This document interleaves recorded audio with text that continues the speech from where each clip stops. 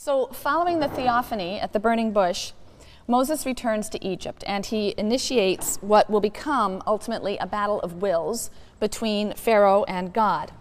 And the story in Exodus has high drama and lots of folkloric elements, including this contest between Moses and Aaron on the one hand and the magicians of Egypt on the other hand. And this kind of contest is a very common literary device. It's a kind of, our boys are better than your boys device.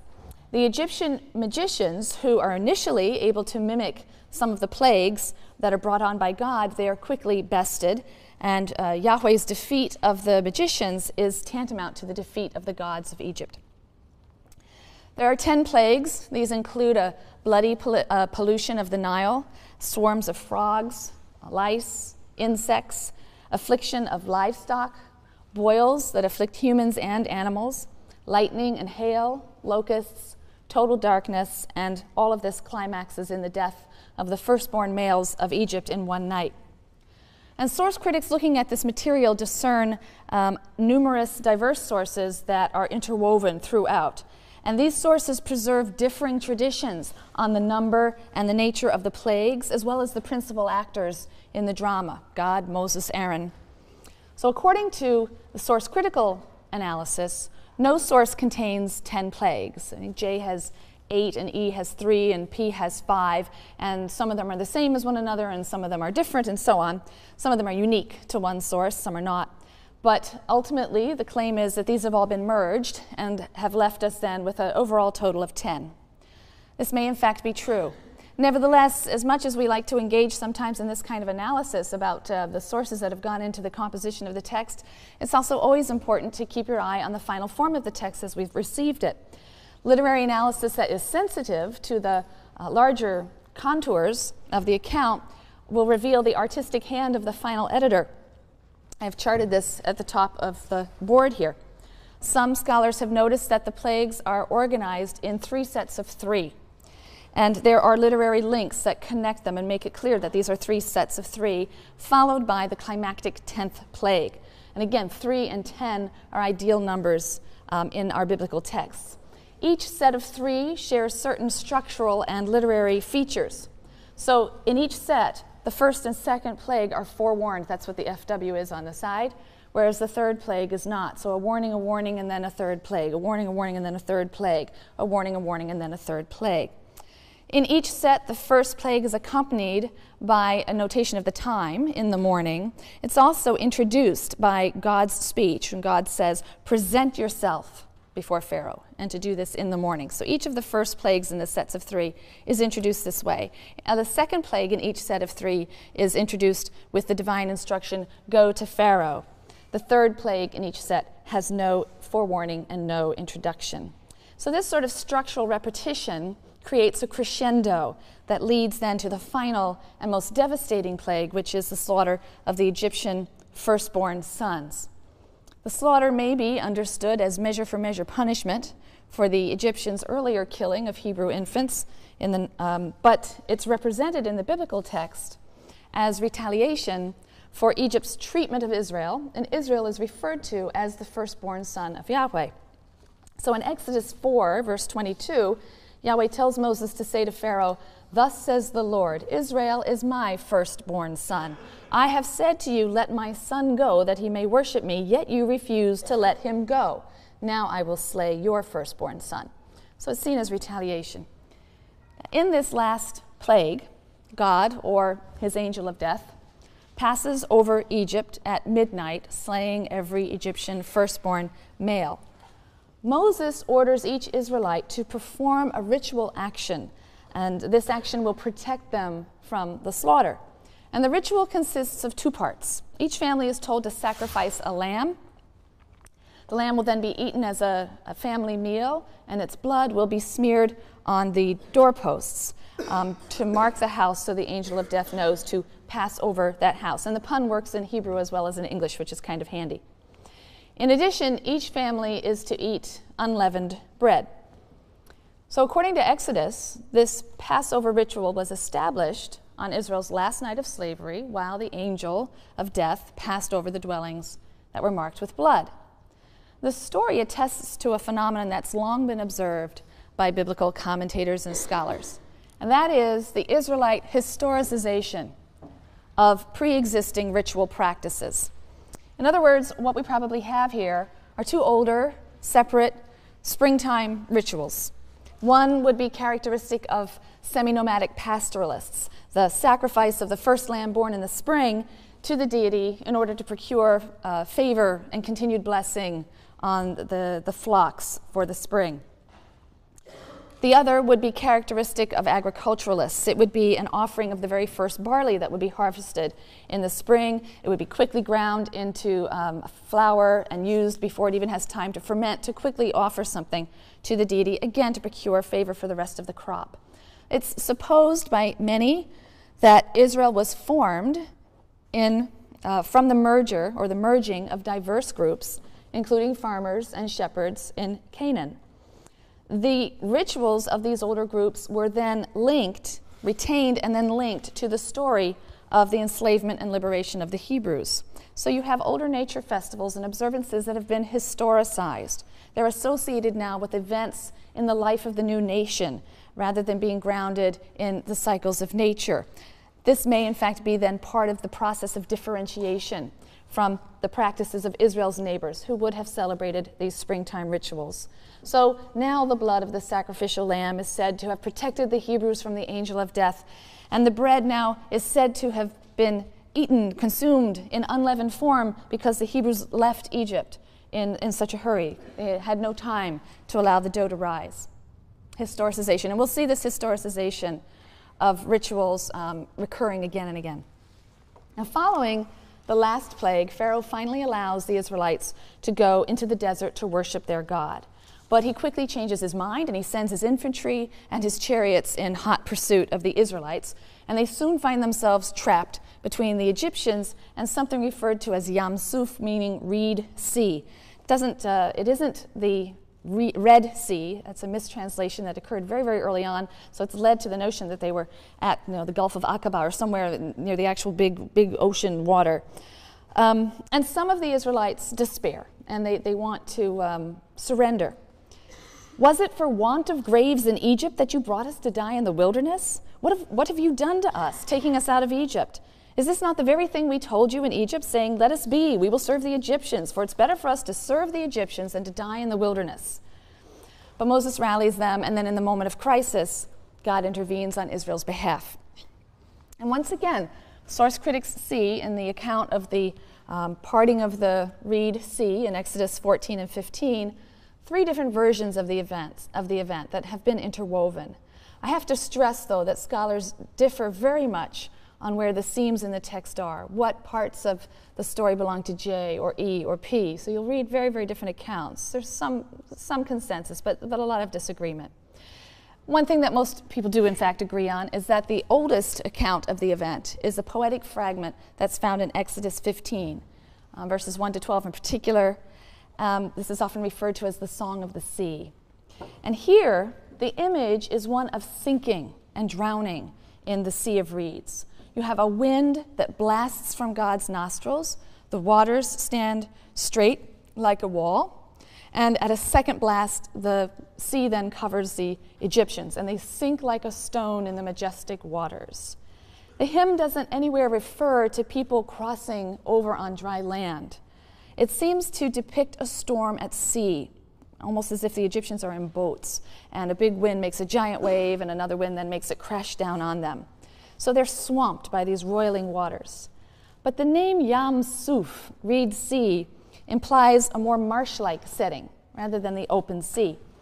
John Collins, who's a professor here at the Divinity School, he points out that this image, particularly in poetic passages, this image of sinking in deep waters, it occurs often in Hebrew poetry. It occurs particularly in the book of Psalms, where it's a metaphor for distress. In Psalm 69, the psalmist asks God to save him, "For waters have come up to my neck. I sink in deep mire where there is no foothold. I have come into deep waters, and flood sweeps over me."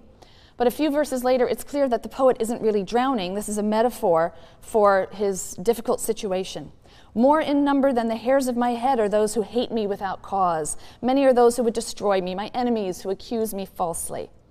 So Collins suggests that the poem in Exodus 15 is celebrating and preserving a historical memory of an escape from or a defeat of Pharaoh, and that the drowning image is used metaphorically, as it is elsewhere in Hebrew poetry, to describe the Egyptians' humiliation and defeat.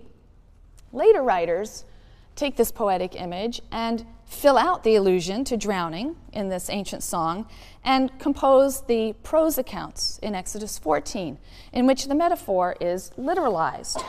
According to these prose accounts now, Pharaoh's army was literally drowned in water.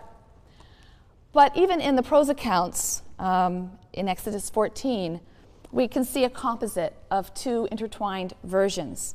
In the material that's usually associated with P, Moses is depicted as stretching out his staff, first to divide the waters, which stand like a wall so that the Israelites can cross over on dry land. And then he holds out his staff to bring the waters crashing down on the Egyptians.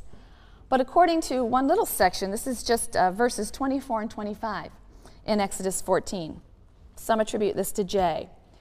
It seems that the Egyptians were stymied by their own chariots. The image we get there is that the Israelites are sort of working their way through the marsh on foot, and the Egyptians' chariot wheels can't make it through the marsh. They get stuck in the mud, and this forces them to give up the chase. So the final narrative that emerges from this long process of transmission, perhaps a core image of escape on foot where chariots are bogged, a poem that describes the defeat in metaphorical terms using a drowning and sinking image, and then prose elaboration on these previous traditions that have a very dramatic element of the sea being parted and crashing down on the Egyptians. A long process of transmission, interweaving, literary embellishment has gone into the creation of this account in Exodus 14 and 15. But the story as it stands reiterates a motif that we've seen before, that of the threatened destruction of God's creation or God's people by chaotic waters, and of divine salvation from that threat. What's interesting about the Song of the Sea, this poetic fragment in Exodus 15, is that here the Hebrews adopt the language of Canaanite myth and apply it to Yahweh. If you still have that sheet that was handed out before listing different epithets for Baal and listing epithets for Yahweh, it would be handy to have that or to take a look at it later again, because the description of Yahweh is that of a storm god in Exodus 15.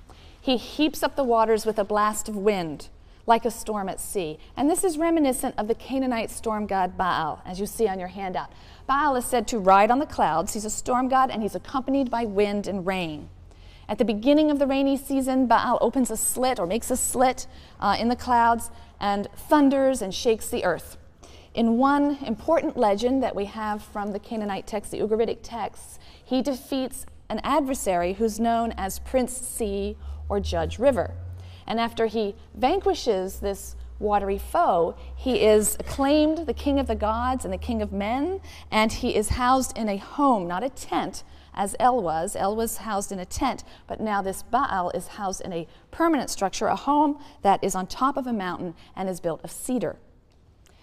Now, ancient Hebrew descriptions of Yahweh employ very similar language in the poetic passage here in Exodus 15, but also in other poetic passages. So, for example, Psalm 68, verse 5. Extol him who rides the clouds. The Lord is his name. Yahweh is his name. So, extol him who rides the clouds. Yahweh is his name, as if to say, not Baal. So, Yahweh is described like Baal as riding on the clouds. Psalm 29 also employs the language of a storm god. The voice of the Lord is over the waters. The God of glory thunders, the Lord, over the mighty waters. Some scholars think this actually was originally a psalm about Baal that was simply adopted and referred to Yahweh. Images of God engaged in a battle with some kind of watery foe also appear in the psalm. Psalm 74. O God, my king from of old, who brings deliverance throughout the land. It was you who drove back the sea with your might, who smashed the heads of the monsters in the waters, and so on. Judges 5 is also another ancient song fragment in verses 4 to 5 that uses the same kind of imagery. Now, Michael Coogan, who's a very important biblical scholar and an expert in the Canaanite text, the Ugaritic materials, he's made some intriguing observations in connection with the biblical representation of Yahweh in terms that are so reminiscent of the storm god Baal. He notes that Baal was the key figure in a change in the religion of Canaan that happened somewhere between 1500 and 1200 BCE. And that is also the traditional time for what we think of as the Exodus and the introduction of Yahwism, or the differentiation of Yahwism. At this time, somewhere in this period, there was a transfer of power in the Canaanite pantheon, so that from a transfer of power from the older gods to the younger gods. The older god El, the sky god, was replaced by the younger storm god Baal, and he was replaced by virtue of his defeat of Prince Sea, or whoever this watery foe is. So El is replaced by Baal after a defeat of some watery foe.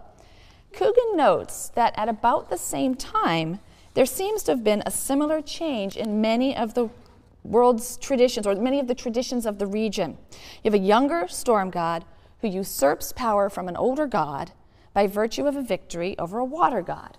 Remember Enuma Elish, which we read at the very beginning of the semester. You have the young storm god, Marduk, who defeats Tiamat, the watery, ferocious, deep monster, and does so by blasting a wind into her, and so establishes his claim to rule instead of the old sky god, An or Anu. In India, the storm god Indra, about this time, assumes the place of a previous god, Dios. And in Greece, Zeus, who is associated with the storm, right? Thunder, lightning bolts. You think of in the hands of Zeus, he replaces Kronos, who had been the head of the pantheon.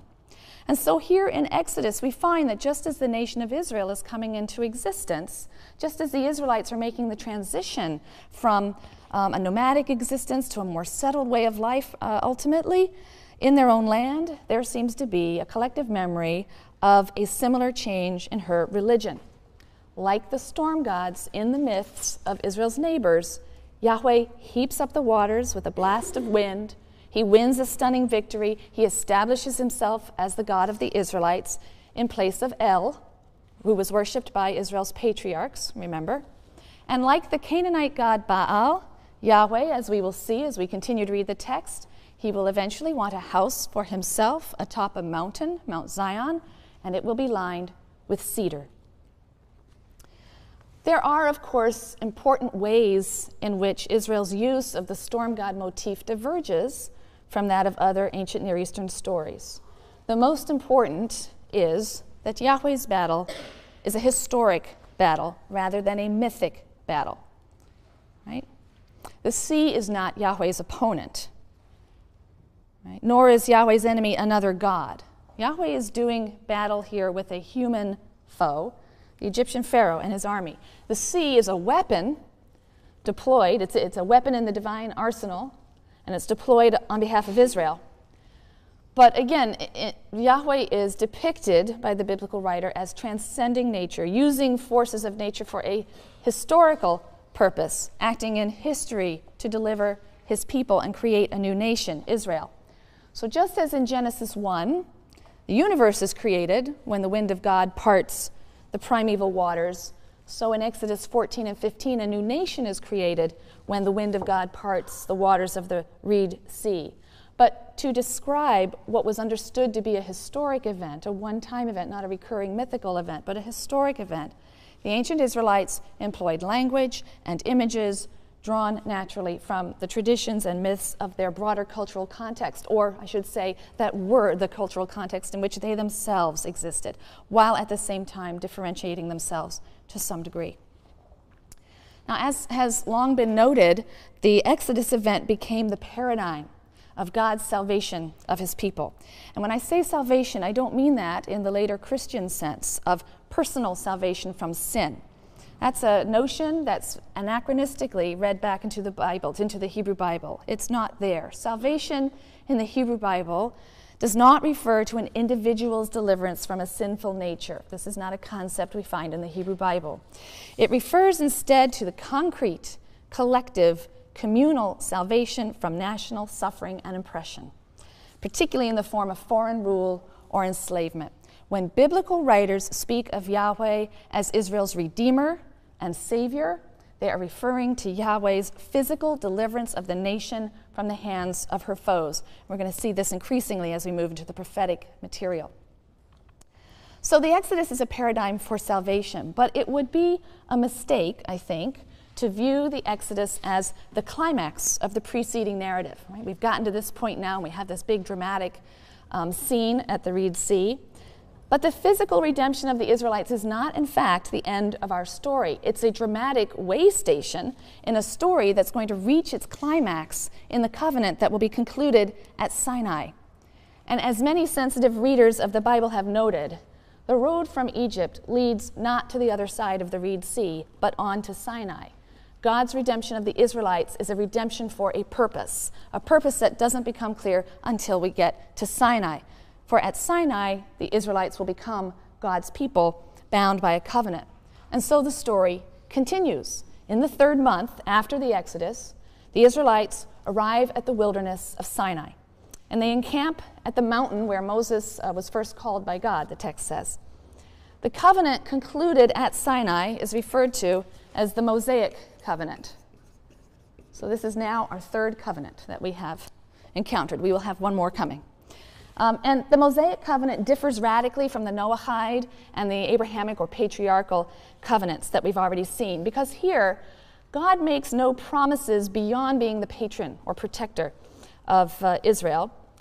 And also, in this covenant, he sets terms that require obedience to a variety of laws and commandments.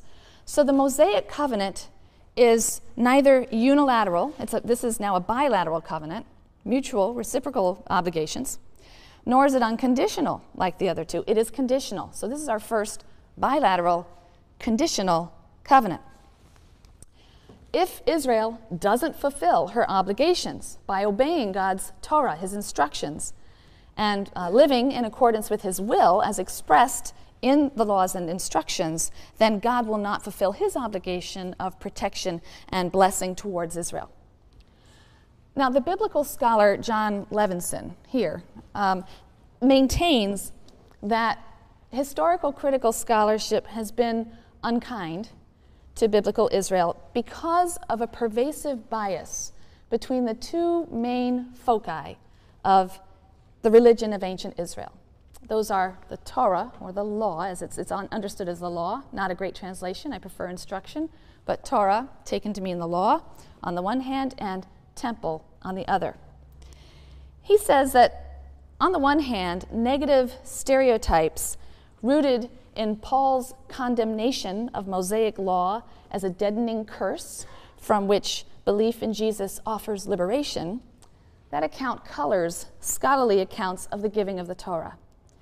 On the other hand, a Protestant distaste for priest-centered cultic ritual colors scholarly accounts of the temple and its meaning for ancient Israelites. So that these biases are so much embedded in our culture, he says, they permeate the work of even secular scholars of the Bible. So that a negative view of the law affects interpretation of the book of Exodus. Scholars tend to place great emphasis on the deliverance from Egypt as the high point in the Exodus narrative, rather than the more natural literary climax, which is the conclusion of the covenant at Mount Sinai and the delivery of the Torah. So Levenson, in his book, Sinai and Zion, he tries to correct this prejudicial treatment. He says he seeks to give the two central institutions of Torah on the one hand and temple on the other a fair hearing. So in his book, Sinai and Zion, Levenson explores these, what he calls the two great mountain traditions that express these central concepts. The tradition of Mount Sinai, that's where Israel received the Torah and entered into this defining covenantal relationship with God. And then on the other hand, the tradition of Mount Zion. Zion will be the future site of the nation's holy temple in Jerusalem. Mount Zion is in Jerusalem. It's the Temple Mount today, where the mosque now is. Today, we'll consider Levenson's analysis of the Sinai tradition as an entree into the Israelite concept of the Torah and the covenant bond, its meaning and its implications. So Levenson stresses the importance of the covenant formulary. There are ancient Near Eastern parallels to the Sinai covenant of the Bible, especially Hittite treaties that date to 1500 to 1200 or so.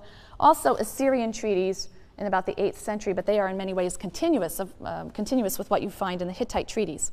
Treaties between a suzerain and a vassal. Remember, we talked about two types of treaties, suzerainty treaties and parity treaties between equals, but suzerainty treaties are between a suzerain, who has a position, obviously, of power and authority, and a vassal. And he details the following 6 elements, which I hope you can all see, especially in the Hittite treaties. They're not all found in every treaty, but they're often enough found that we can speak of these 6 elements. First, there is a preamble. That's found in everyone. The suzerain identifies himself. Second of all, there's generally an account of the historical circumstances that are leading to the treaty, so some kind of historical prologue. Then we usually have some sort of set of stipulations and requirements upon the vassal generally. Fourth, there's generally some arrangement either for the publication of the treaty or its deposition, its safekeeping in some sort of shrine. There is generally a concluding invocation of witnesses. Usually the gods are invoked as witnesses to a binding oath, some kind of covenantal oath that brings the treaty into effect, and it's witnessed by gods. Lastly, there will be very often a list of blessings for the party who obeys and curses for the party that violates the pact. And the curses are particularly emphasized in the Assyrian treaties. They're really fun reading. So Levenson then identifies these elements, many of these elements, in Yahweh's very first speech to Moses. Moses and the Israelites arrive at Sinai, Exodus 19, and God says the following in verses 3b to 8. The Lord called to him from the mountain, saying, "Thus shall you say to the house of Jacob and declare to the children of Israel, you have seen what I did to the Egyptians, how I bore you on eagle's wings and brought you to me. Now then, if you will obey me faithfully and keep my covenant, you shall be my treasured possession among all the peoples. Indeed, all the earth is mine, but you shall be to me a kingdom of priests and a holy nation. These are the words that you shall speak to the children of Israel." Moses came and summoned the elders of the people and put before them all that the Lord had commanded him. And all the people answered as one, saying, "All that the Lord has spoken we will do." And Moses brought back the people's words to the Lord. So Levenson, who draws actually on long-standing work by other scholars and earlier in the 19th century even, Levenson finds several of the main elements of the Hittite suzerainty treaties in this speech. So verse 4, "You've seen what I did to the Egyptians, how I bore you on eagle's wings," is the historical prologue. Right? That's the reason that we're in the situation we're in now and making this covenant. Verse 5 contains God's stipulations. It's a very general, conditional, if you obey my laws, basically, keep my covenant, obey me faithfully. That's the conditional. That's going to be filled out and articulated at great length in the following chapters, in the subsequent chapters, where all the laws they have to obey are spelled out.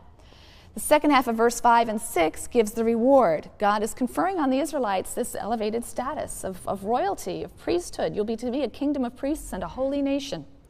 And in verse 8, the people solemnly undertake to fulfill the terms of the covenant. So we have at least 3 of the steps that we find in the Hittite treaties as well.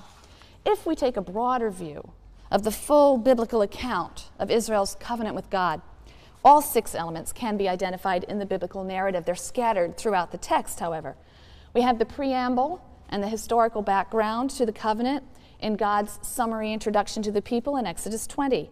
"I am Yahweh who brought you out of the land of Egypt." It sums it all up. Introduction, who I am, and why we are historically connected. So this fact, God's bringing Israel out of Egypt, presumably establishes God's claim to sovereignty. The terms of the treaty are then stipulated at great length in the instructions that are found in Exodus chapter 20 through chapter 23. Moses reads the book of the covenant, it's called, the scroll of the covenant, publicly. This is said in Exodus 24, verse 7. In Deuteronomy, we read that it will be deposited for safekeeping in a special ark.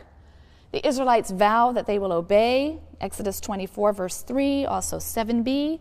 The covenant is then sealed by a formal ritual. In this case, it's a sacrifice in Exodus 24, verse 8. In a monotheistic system, you can't really call upon other gods to be witnesses to the sealing of the oath. So we have heaven and earth being invoked as witnesses. Deuteronomy 4, verse 26. Deuteronomy 30, verse 19. 31, verse 28. Heaven and earth, the idea being perhaps the inhabitants thereof should witness. As for blessings and curses, we have a long list of each found in Leviticus 26 and Deuteronomy 28, also interesting reading. And some of these curses, particularly the ones in Deuteronomy, bear a very striking resemblance to curses in an Assyrian treaty that we have that was found, dates to about 677 BCE, the Assyrian king Esarhaddon, and many of the curses are really almost word for word. So while no one passage contains all of the elements of the Hittite treaty form, there are enough of them scattered around to suggest it as a model, as well as its later instantiation in Assyrian culture. So what's the meaning of this? Why does it matter that Israel understands its relationship with God and uses the covenant as the vehicle for expressing its relationship with God, the vehicle of the suzerainty treaty? Levenson, according to Levenson, the use of a suzerainty treaty as a model for Israel's relationship to Yahweh expresses several key ideas. It captures several key ideas. First, the historical prologue that's so central to the suzerainty treaty grounds the obligations of Israel to Yahweh in the history of his acts on her behalf. Right, so it's grounded in a historical moment. We'll come back to this and what that might mean about her perception of God. Second, the historical prologue bridges the gap between generations. Israel's past and present and future generations form a collective entity, Israel, that collectively assents to the covenant. And even today, at Passover ceremonies everywhere, Jews are reminded to see themselves, are reminded of the obligation to see themselves as if they personally came out of Egypt and personally covenanted with God. The historical prologue, thirdly, explains why Israel accepts her place in the suzerain-vassal relationship. Israel's acceptance of a relationship with God doesn't stem from mystical introspection or philosophical speculation, Levenson says. Instead, the Israelites are affirming their identity and their relationship with God by telling a story whose moral can only be that God is reliable. Israel can rely on God just as a vassal can rely on his suzerain. The goal is not, Levenson says, ultimately the affirmation of God's suzerainty in a purely verbal sense. Right? The point is not mere verbal acclaim of God as suzerain. Levenson points out that the affirmation of God's suzerainty is rendered in the form of obedience to commandments, not mere verbal acclamation. Observance of God's commandments is, as Levenson puts it, the teleological end of history. Why is that important? Unless we recognize that the road from Egypt leads inextricably to Sinai, that the story of national liberation issues in and is ultimately subordinate to the obligation to God's covenantal stipulations and observance of his laws, then we run the risk of doing what has been done for some centuries now, of reading Exodus as first and foremost a story of a miraculous delivery, rather than the story of a relationship, which is expressed through obligations to the observance of specific laws, commandments, and instructions.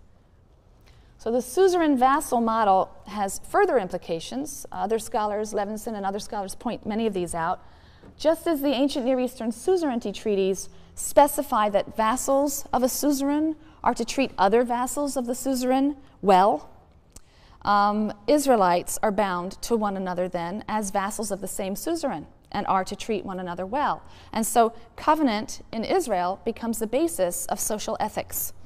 Right? It's the reason that God gives instructions regarding the treatment of one's fellow Israelites. Right? So the suzerain-vassal relationship grounds the social ethic within Israel.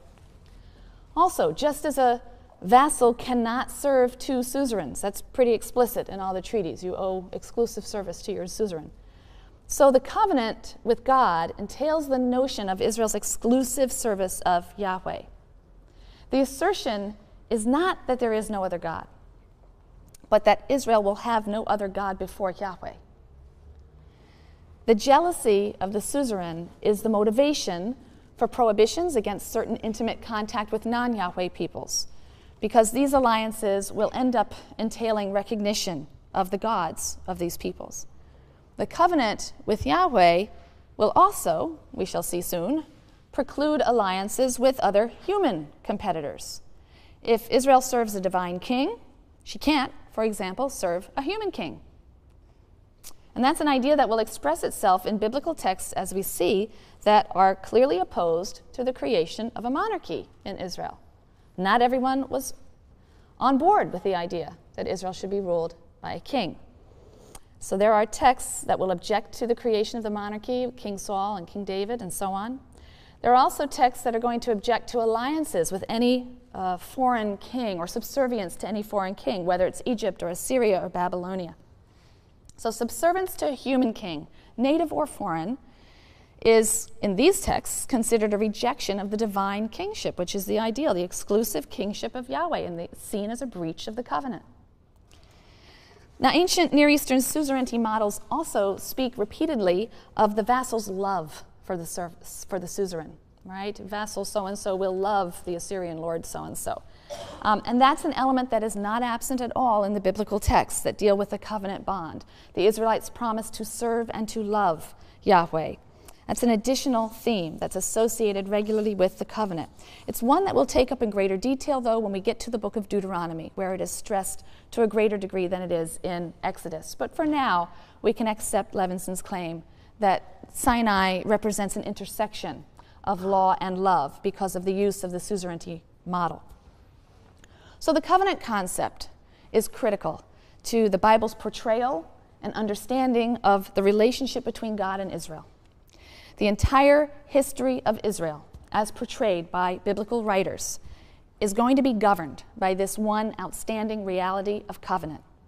Israel's fortunes will be seen to ride on the degree of its faithfulness to this covenant. The book of Exodus closes with the construction of the sanctuary. And when the sanctuary is completed, the text says, the presence of the Lord filled the tabernacle. This is a sign of divine approval. But the long section where we have the receipt of the instructions for the building of the temple, and then we have an actual account of those instructions being fulfilled, not temple, tabernacle, excuse me. It's just a tent structure at this stage. So receiving the instructions and then the actual construction of the tabernacle, that extends from Exodus 25 to the end of the book, Exodus 40. But it's interrupted in Exodus 32 by the account of the Israelites' apostasy with the golden calf. It's just a great and very ambiguous story. But the moment of Israel's greatest glory is to be the moment of her greatest shame. As Moses receives God's covenant on Mount Sinai, he's there at the top of Sinai, communing with God. The Israelites who are encamped at the foot of the mountain grow restless and rebellious, and they demand of Aaron a god, because they don't know what's become of this fellow Moses, they said. What about this guy Moses? They use a very colloquial kind of term to dismiss him. So Aaron, feeling the heat, makes a golden calf. And the people bow down to it. And someone declares, "This is your God, O Israel, who brought you out of the land of Egypt." Well, an enraged God tells Moses, you know what's going on down there? And he tells them to descend from the mountain. The people are sinning. They've already gone astray, and he says, I'm through. I want to destroy the nation, and I'm going to start a new nation again from you, Moses. Moses manages to placate God momentarily, and then he turns around to face the people. He comes down from the mountain. He approaches the camp. He's stunned by what he sees. He's carrying the tablets, of the instruction, and he smashes them at the foot of the mountain. In fury, he manages to halt the activities. He punishes the perpetrators. He has a few choice words for Aaron. This temporary alienation from God is ultimately repaired through Moses' intense prayer and intercession. And it actually takes several chapters to reach a resolution, and God pouts for quite a while. But a renewal of the covenant does occur, and another set of stone tablets is given. And according to one biblical text, the broken tablets as well as the new tablets are both placed in the ark. And this embarrassing episode is just the beginning of a sequence of embarrassing events that will occur as the Israelites move from Egypt towards the land that's been promised to them. Most of these episodes will occur in the book of Numbers, and they involve the rebellion of the people in some way, generally God's fury in reaction to that rebellion, Moses' intervention, usually on behalf of the people, and God's appeasement. So the book of Numbers recounts the itinerary of the Israelites throughout the 40 years of their wanderings and encampments around the sacred tabernacle. The tabernacle always moves in the center of the tribes, and they're positioned in certain specific positions around the tabernacle as they move. They stay at Sinai for a year, I believe, in the text before they begin their movement. And Numbers contains some law and much narrative material. The material tells of God's provision for the people in the desert, but it also tells of the Israelites' constant complaining and rebellion. The Israelites rebel against Moses and God, and they long for Egypt. There are several times when God threatens to exterminate them, but Moses manages to dissuade him. In Numbers 14, for example, when the Israelites complain again, God is determined to destroy them, and Moses intervenes, and the intervention leads to a compromise. God swears that none of the adults who witnessed the Exodus, with the exception of Joshua and Caleb, who did not join in the rebellion, but none of the adults who witnessed the Exodus would see the fulfillment of God's salvation and enter the promised land.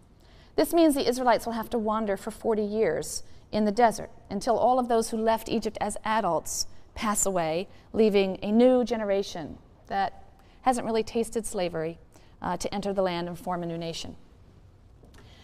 The book of Numbers, I think, is most remarkable for the relationship that it describes between Moses and God. I love reading these particular stories and just hearing the dialogue between them and imagining it, because the two of them alternate in losing patience with the Israelites and wishing to throw them over. But each time the one convinces the other to be forbearing. The relationship between Moses and God is a very intimate one, very much like a husband and wife, or sort of working together as partners in parenting a difficult child. But they're trying to prepare, they're partners in the preparation of Israel for their new life, readying Israel for life in God's land as a nation, as a people. I'm going to just give you two examples of the way Moses and God act as a check upon each other. The first excerpt is from Numbers 14, and it shows Moses' ability to placate the wrath of God. Now, in this story, the Israelites express great fear. They've just heard a report from a reconnaissance team that scoped out the land, and they come back and say, oh boy, it looks really bad. And then they think that the chances of conquering the promised land are very, very slim. The whole community broke into loud cries, and the people wept that night. All the Israelites railed against Moses and Aaron. If only we had died in the land of Egypt, the whole community shouted at them. Or if only we might die in this wilderness. Why is the Lord taking us to that land to fall by the sword? Our wives and children will be carried off. It would be better for us to go back to Egypt. And they said to one another, let's head back for Egypt. The presence of the Lord appeared in the tent of meeting to all the Israelites. And the Lord said to Moses, how long will this people spurn me? How long will they have no faith in me, despite all the signs that I've performed in their midst? I will strike them with pestilence and disown them, and I will make of you a nation far more numerous than they. But Moses said to the Lord, when the Egyptians, from whose midst you brought up this people in your might, hear the news, they will tell it to the inhabitants of that land. If then you slay this people to a man, the nations who have heard your fame will say, well, it must be because the Lord was powerless to bring the people into the land he had promised them on oath, that he slaughtered them in the wilderness. Therefore, I pray, let my Lord's forbearance be abounding in kindness, forgiving iniquity and transgression. Pardon, I pray, the iniquity of this people, according to your great kindness, as you have forgiven this people ever since Egypt. And the Lord said, I pardon as you have asked. So note God's offer to start all over again with Moses. This is a pattern with this God. Gets upset, a flood wipes him out. Let's start again. Still not too good. Let's choose one person, Abraham, see how that goes. They're disappointed. Let's go with Moses. So this is a bit of a pattern. But Moses refuses to accept the offer. And instead he defends the Israelites and he averts their destruction. He appeals primarily to God's vanity. What will the neighbors think if you destroy them? They'll think you couldn't fulfill your promise. They'll think you're not the universal God of history. But the roles are reversed in the following passage, and this is where the text blows hot and cold. In fact, there's a rabbinic image, there's a rabbinic tradition that talks about this period of time and has God and Moses talking, and God says, listen, between the two of us, whenever I blow hot, you blow cold, or when I pour hot water, you pour cold, and when you pour hot, I'll pour cold, and together we'll muddle through and get through here, and the Israelites won't be wiped out. But in this next passage, which is in Numbers 11, Moses is the one who's impatient with the Israelites' constant complaints and lack of faith, and he's ready to throw in the towel. I'll just read this last passage. The riffraff in their midst felt a gluttonous craving. And then the Israelites wept and said, oh, if only we had meat to eat. We remember the fish that we used to eat free in Egypt. Okay, we were slaves, but the food was free. You know, I just love that line. We used to eat this fish free in Egypt. The cucumbers, the melons, the leeks, the onions, and the garlic. Now our gullets are shriveled. There's nothing at all, nothing but this manna to look at. Moses heard the people weeping, every clan apart, each person at the entrance of his tent. And the Lord was very angry, and Moses was distressed. And Moses said to the Lord, why have you dealt ill with your servant, me? Why have I not enjoyed your favor, that you have laid the burden of all this people on me? Did I conceive all this people? Did I bear them, that you should say to me, carry them in your bosom as a nurse carries an infant, to the land that you have promised on oath to their fathers? Where am I to get meat to give to all this people, when they whine before me and say, give us meat to eat? I cannot carry all this people by myself. It is too much for me. If you would deal thus with me, kill me rather, I beg you, and let me see no more of my wretchedness. And then the Lord said to Moses, gather for me 70 of Israel's elders, of whom you have experience as elders and officers of the people, and bring them to the tent of meeting, and let them take their place there with you. I will come down and speak with you there, and I will draw upon the spirit that is on you, and put it upon them. And they shall share the burden of the people with you, and you shall not bear it alone. So again, hot and cold. And in many ways, Moses sets the paradigm for the classical prophet. He performs this double duty. He chastises and upbraids the Israelites for their rebellion and failures, right? When he's turning and facing the people, he's on their case. But at the same time, he consoles the people when they fear they've driven God away irreparably. And when he turns to face God, he defends the people before God. He pleads for mercy when they do in fact deserve punishment, and he knows they deserve punishment. He even says as much, but please have mercy.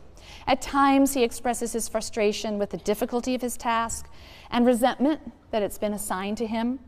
But we'll consider the character and the role of Moses in much greater detail when we reach the book of Deuteronomy next Monday.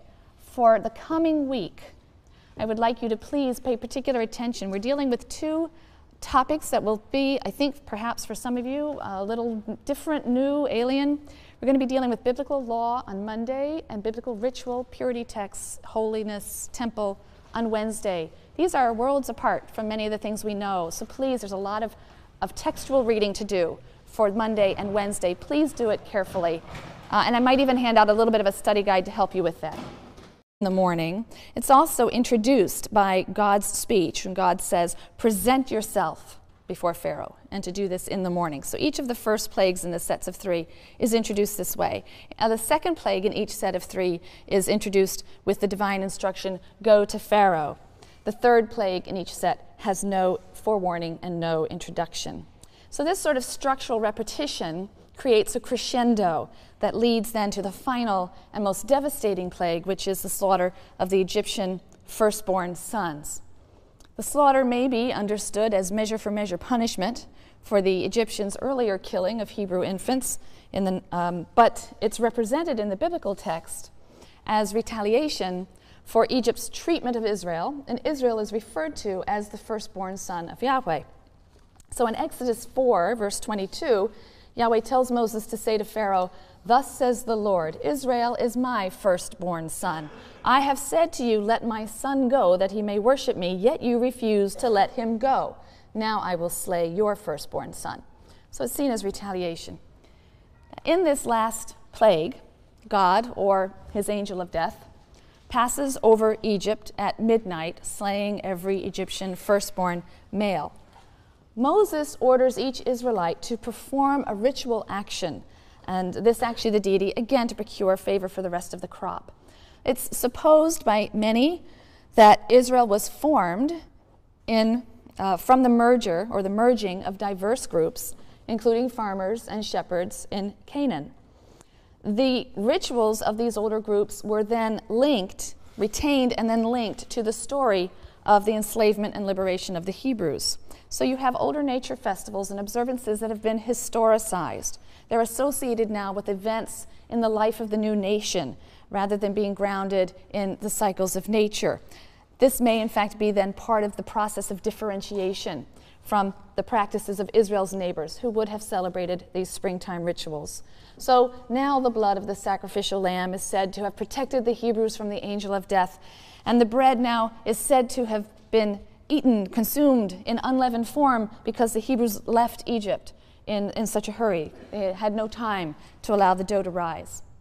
Historicization, and we'll see this historicization of rituals recurring again and again. Now, following the last plague, Pharaoh finally allows the Israelites to go into the desert to worship their God. But he quickly changes his mind, and he sends his infantry and his chariots in hot pursuit of the Israelites, and they soon find themselves trapped between the Egyptians and something referred to will protect them from the slaughter. And the ritual consists of two parts. Each family is told to sacrifice a lamb. The lamb will then be eaten as a family meal, and its blood will be smeared on the doorposts to mark the house so the angel of death knows to pass over that house. And the pun works in Hebrew as well as in English, which is kind of handy. In addition, each family is to eat unleavened bread. So according to Exodus, this Passover ritual was established on Israel's last night of slavery while the angel of death passed over the dwellings that were marked with blood. The story attests to a phenomenon that's long been observed by biblical commentators and scholars, and that is the Israelite historicization of pre-existing ritual practices. In other words, what we probably have here are two older, separate springtime rituals. One would be characteristic of semi-nomadic pastoralists, the sacrifice of the first lamb born in the spring to the deity in order to procure favor and continued blessing on the flocks for the spring. The other would be characteristic of agriculturalists. It would be an offering of the very first barley that would be harvested in the spring. It would be quickly ground into flour and used before it even has time to ferment to quickly offer something. Typical analysis, no source contains 10 plagues. I think J has 8 and E has 3 and P has 5, and some of them are the same as one another and some of them are different and so on. Some of them are unique to one source, some are not. But ultimately, the claim is that these have all been merged and have left us then with an overall total of 10. This may in fact be true. Nevertheless, as much as we like to engage sometimes in this kind of analysis about the sources that have gone into the composition of the text, it's also always important to keep your eye on the final form of the text as we've received it. Literary analysis that is sensitive to the larger contours of the account will reveal the artistic hand of the final editor.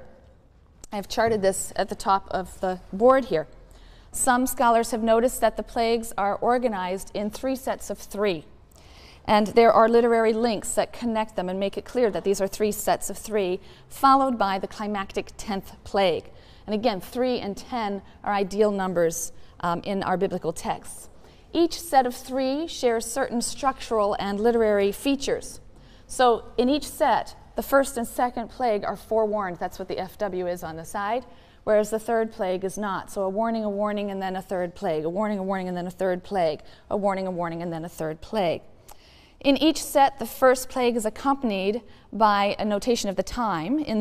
So following the theophany at the burning bush, Moses returns to Egypt, and he initiates what will become ultimately a battle of wills between Pharaoh and God.